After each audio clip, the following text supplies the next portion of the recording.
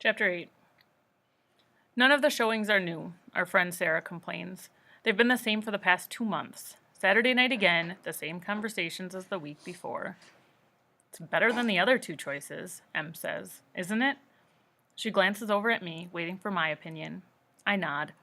The choices are the same as usual: game center, showing, music. It's been less than a week since grandfather's death, and I feel strange. He is gone, and now I know that there are stolen words inside my compact. It feels strange to know something others don't, and to have something I shouldn't.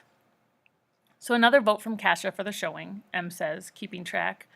She winds a strand of black hair around her finger, looks at Xander. What about you? I'm sure Xander wants to go back to the game center, but I don't.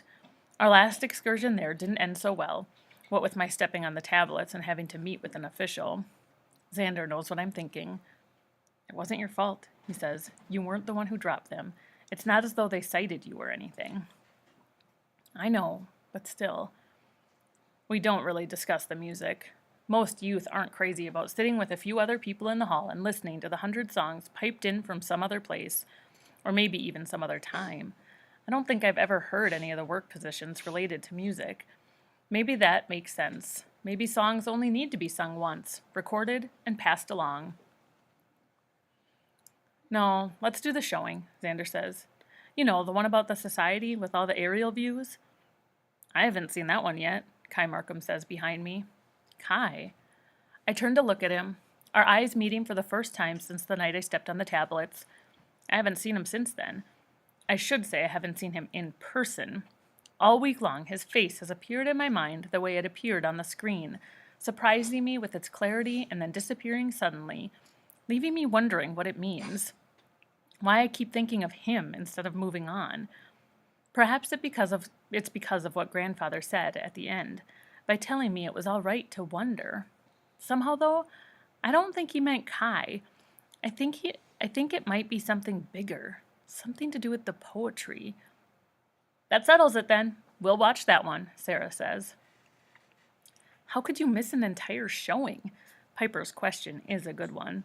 We never miss showings when they're new. This one's been around for several months, which means there should have been plenty of opportunities for Kai to see it. Didn't you go with us when we went? No, Kai says. I worked late that night, I think. His tone is mild, but there is and always has been something a little deeper and more resonant about his voice. It has a slightly different timbre than most voices. It's the kind of thing you forget until you hear it again and remember, oh yes, his voice has music. We all fall silent, as we always do when Kai talks about his work. We don't know what to say to him when he mentions it. I know now that he probably wasn't surprised with his assignment at the Nutrition Disposal Center. He's always known he was an aberration. He's been walking around with secrets for much longer than I have. But the society wants him to keep his secrets. I don't know what they would do if they found out about mine. Kai looks away from Piper and back to me, and it occurs to me that I've been wrong about his eyes. I thought they were brown, but now that I see that they are dark blue, brought out by the color of his plainclothes. Blue is the most common eye color in Oria Province, but there's something different about his eyes, and I'm not sure what it is. More depth? I wonder what he sees when he looks at me. If he seems to have more depth to me, do I seem shallow and transparent to him? I wish I had a microcard about Kai, I think. Maybe since I didn't really need one for Xander, I could ask for another one instead. The thought makes me smile. Kai still looks at me, and I wonder for a moment if he's going to ask me what I'm thinking about. But of course he doesn't. He doesn't learn by asking questions. He is an aberration from the outer provinces, and yet he has managed to blend in here. He learns by watching. So I take my cue from him. I ask no questions, and I keep my secrets. When we all sit down in the theater, Piper goes in first, then Sarah, Em, Xander, me, and last of all Kai. The big screen hasn't rolled down and the lights aren't dimmed yet, so we have a few minutes to talk. Are you all right?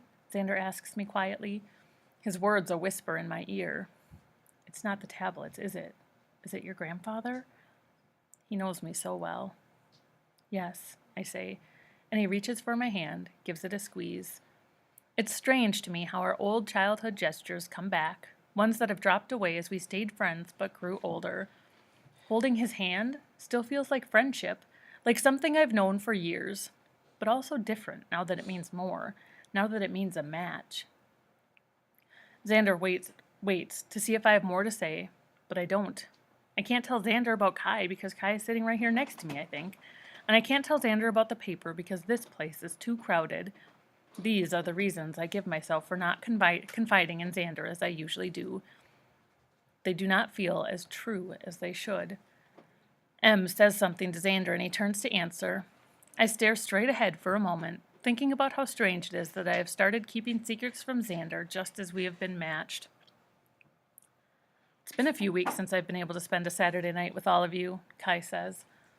I glance over at him as the lights begin to dim, softening his face and somehow lessening the space between us. His next words hold a trace of bitterness. Only a trace, but more than I've heard from him. Having my vocation keeps me busy. I'm glad you all don't seem to mind. It's no trouble, I say. We're your friends. But even as I say it, I wonder if we are. I don't know him the way I know the others.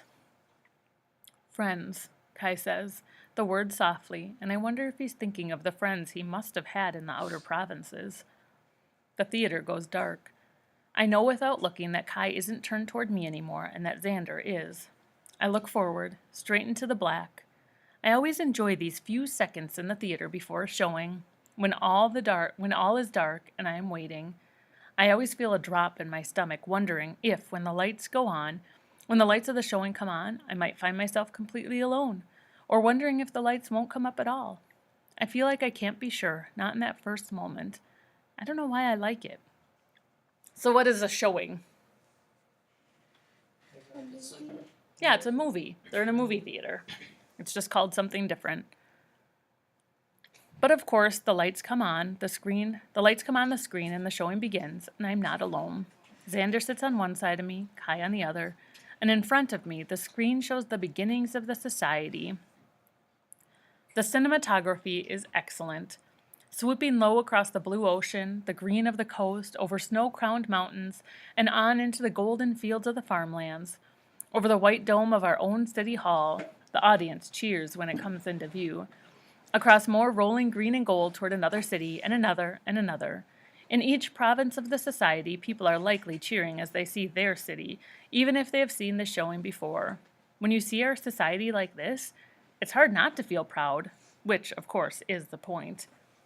Do you get that? So when they see their own city, their own state on the screen, they all cheer?